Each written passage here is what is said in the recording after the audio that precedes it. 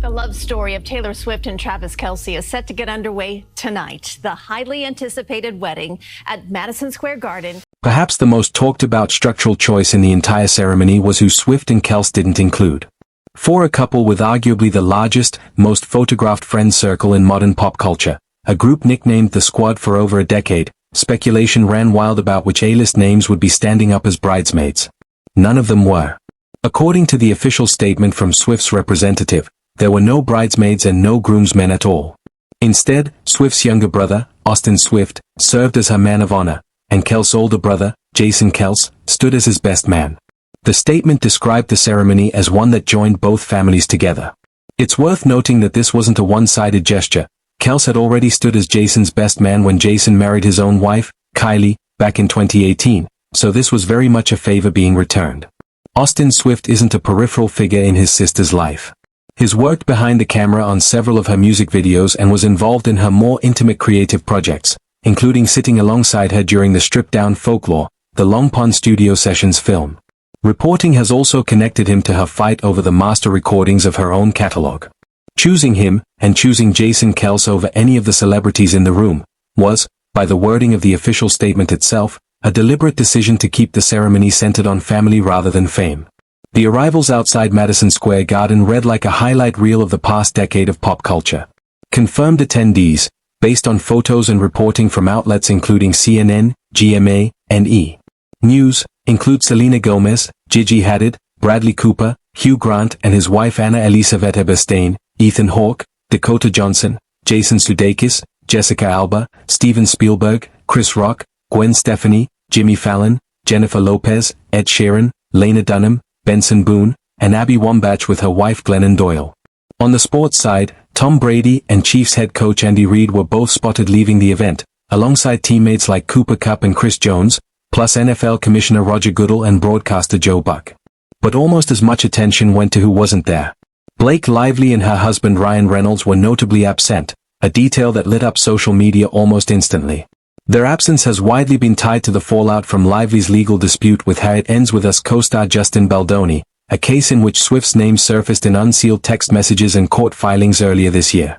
According to Page Six reporting, a source close to the situation said Swift has reached a point in her life where she wants to be surrounded only by people who bring her a sense of trust and calm. Instead of attending the wedding, Lively and Reynolds spent that weekend in Lake Placid, New York, supporting their daughter at a horse show, a choice photographed and widely circulated at the same time wedding photos were breaking. What made the snub sting even more for some fans was who did show up in Lively's place, socially speaking, Karlie Kloss. Once considered Swift's closest friend during the early 2010s, Kloss drifted out of Swift's inner circle for years, to the point that Swift didn't attend Kloss's own wedding to Josh Kushner back in 2019. Kloss's attendance at this wedding, alongside Kushner, was read by many fans as confirmation that whatever distance had existed between the two women had finally closed. Even before a single guest arrived, the financial and political side of this wedding had become its own story. Forbes, drawing on interviews with luxury event planners, estimated the full cost of the celebration at a minimum of $20 million, putting it in the same range as Jeff Bezos and Lauren Sanchez's widely covered Venice wedding the previous year. That figure reportedly doesn't even include the $5 to $10 million in police presence and traffic enforcement tied to closing streets around the garden, a cost that, according to former NYC Traffic Commissioner Sam Schwartz, could ultimately fall on city taxpayers. That question, who actually pays for the security, became a real point of friction. New York Congresswoman Nicole Maliotakis publicly argued that Swift and Kelce should reimburse the NYPD for the roughly 130 officers deployed per day to secure the event, pointing out that the department was already stretched thin with 4th of July weekend duties. Mayor Zoran Mamdani, for his part, mostly danced around direct questions about the wedding at a press conference focused on the city's dangerous heat wave, at one point dryly noting that anyone renting out MSG to get married should plan on staying inside and staying cool. New York City officials never fully confirmed the event was happening even as the entire city block around the garden was visibly locked down around it. The heat wave wasn't a minor backdrop, either. The city was under genuine warnings during the exact days the wedding took place, with health officials urging residents to avoid unnecessary outdoor exposure. That timing added another layer to the debate about resources and costs, since a private celebrity wedding was drawing hundreds of police officers into overtime shifts during a public safety event. The wedding date itself wasn't random. Swift and Kelce chose July 3rd, the night before America's biggest summer holiday, guaranteeing the entire country's attention would already be on the calendar. The engagement that set all of this in motion had come nearly a year earlier, on August 26, 2025, when the couple posted a joint photo. For nearly 3 years, fans tracked every handhold, every stadium visit, every friendship bracelet swap between Taylor Swift and Travis Kelce. Then, on the evening of July 3, 2026, it all came to a head at Madison Square Garden in New York City. What the public got afterward was a press release, a jumbotron message, and a flood of paparazzi photos of guests leaving in blacked-out SUVs. What actually happened inside, the choices, the family dynamics, the money, and the drama nobody expected, tells a much bigger story than the headlines let on. Here's everything that's been confirmed, and why so much of it landed differently than anyone predicted. Madison Square Garden is built to hold nearly 20,000 people on any given night. On July 3rd, it was reserved for somewhere between 500 and 1,000 guests, according to permits filed with the city and reported by the New York Times and NBC News. The arena, where Swift has performed 8 times across her career, was blocked off from July 2nd through the 4th of July weekend. Streets around the venue were closed, barricades went up, and roughly 130 NYPD officers were stationed outside on both Thursday and Friday. The secrecy was almost total. Workers hauled in 18-wheelers of equipment for days beforehand, all of it covered or shielded from view, while the arena was reportedly transformed inside into something unrecognizable from its usual concert setup. A rehearsal dinner for around 100 family members and close friends took place at the Garden the night before, on July 2nd. Guests including Lena Dunham and Swift's childhood friend Abigail Anderson Barrord were spotted arriving for that smaller gathering. Then, on Friday evening, the real event began. Dozens of black cars pulled up outside the arena as fans and press gathered behind barricades in the summer heat. Nothing could be seen from outside, no windows, no gaps, nothing for a telephoto lens to catch. As night fell and rain started to move in, screens around the outside of Madison Square Garden lit up with a single message, JUSTNT married. The Empire State Building reportedly lit up as well in a nod to the occasion. Around the same time, Swift's team sent out an official statement confirming what fans had spent weeks speculating about. Taylor Swift and Travis Kelce were married. One detail that raised eyebrows immediately was who actually officiated the ceremony. Not a religious official, not a professional celebrant, but comedian and actor Adam Sandler. Once you look at the relationship between Sandler and this couple, though, it stops sounding like a punchline. Sandler and Kelce built a real friendship while filming the Happy Gilmore sequel, in which Kelce had a cameo.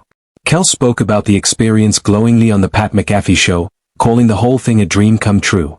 Sandler's connection to Swift runs even deeper and goes back years, largely through his daughters, who are longtime fans. Sandler has talked openly, including in a 2024 appearance on Kelce and his brother Jason's New Heights podcast, about how supportive his family was of the relationship once it began. He's also spoken about admiring Swift's music for years, in interviews well before the engagement was ever announced.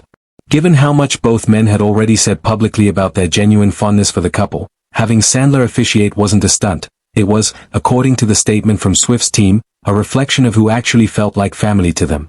If there was one detail the fashion world had been obsessing over for months, it was what Taylor Swift would wear. The answer, when it finally arrived, came directly from Swift's representative. The wedding looks for both the bride and groom were created by Christian Dior Haute Couture, designed by Jonathan Anderson, the creative director who oversees Dior's women's, men's, and couture collections. According to the statement, the pieces were made in close collaboration between Anderson and the couple themselves. This wasn't just another celebrity wearing a designer gown. Reporting around the wedding has described this as Anderson's first couture wedding dress created for a globally recognized celebrity client, a genuine first for the house. That distinction matters in fashion circles. Dior doesn't hand out that kind of collaboration lightly, and having a name like Swift attached to it is being treated by outlets covering the story as a landmark moment for the brand. Travis Kelce was dressed by the same house, tying the couple together in fabric before they were tied together in vows. Long before the wedding, there was the proposal, and the ring behind it carried its own story that continued to unfold at the ceremony itself. Kelce proposed in August 2025 with a ring designed in partnership with New York-based jeweler Kindred Lubeck, known for hand-engraved, vintage-inspired pieces. According to Vogue's reporting, the stone is a brilliant-cut old mine diamond set in a hand-engraved yellow-gold band, an antique style, not a modern cut, chosen deliberately for its warmer, softer character. Swift has spoken about the ring publicly, including in an interview on the UK radio show Heart Breakfast, where she explained that she'd once shown Kelce a video of Lubeck's work long before the proposal, not expecting him to remember it. When she saw the finished ring, she said she immediately recognized the designer's style and was struck that Kelce had been paying attention all along.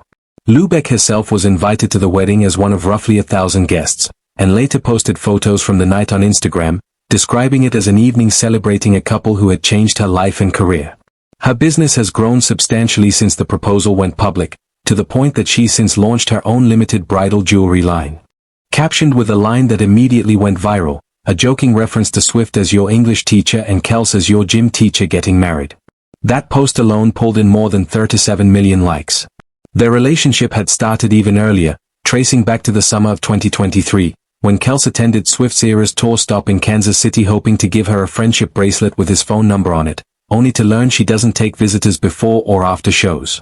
He told the story publicly on his own podcast, and it became one of the most repeated origin stories in recent pop culture, the moment that eventually led Swift to attend a Chiefs game, and later, to watch him win the Super Bowl in February 2024 from the stands.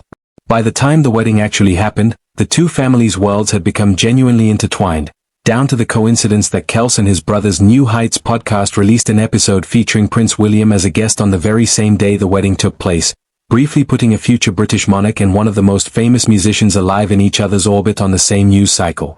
Strip away the $20 million price tag, the Dior gown, and the guest list full of household names, and what's left is a couple who reportedly told their guests not to bring gifts, according to Chiefs tight end George Kittle, because, as he put it, they already had everything they needed in each other. They skipped the traditional wedding party entirely in favor of siblings. They chose an officiant who had years of real friendship behind him rather than a stranger with credentials. And for all the security, all the permits, and all the paparazzi camped outside Madison Square Garden, the moment itself happened behind closed doors, seen by roughly 1,000 people and nobody else, at least until the statement went out and the world found out the way everyone else did, all at once. That combination, enormous scale on the outside, deliberately small choices on the inside, is really the through line of the entire event. It's a wedding that could only happen to two of the most famous people on the planet, run with a level of security and cost that most people will never come close to, and yet the actual decisions at the center of it were about brothers standing in for a wedding party, a friend from a movie set holding the ceremony together, and a guest list quietly rebuilt to include an old friend while leaving out one whose trust had broken down. Whatever anyone thinks about the price tag or the street closures, that part of the story is the one that's likely to stick around longest.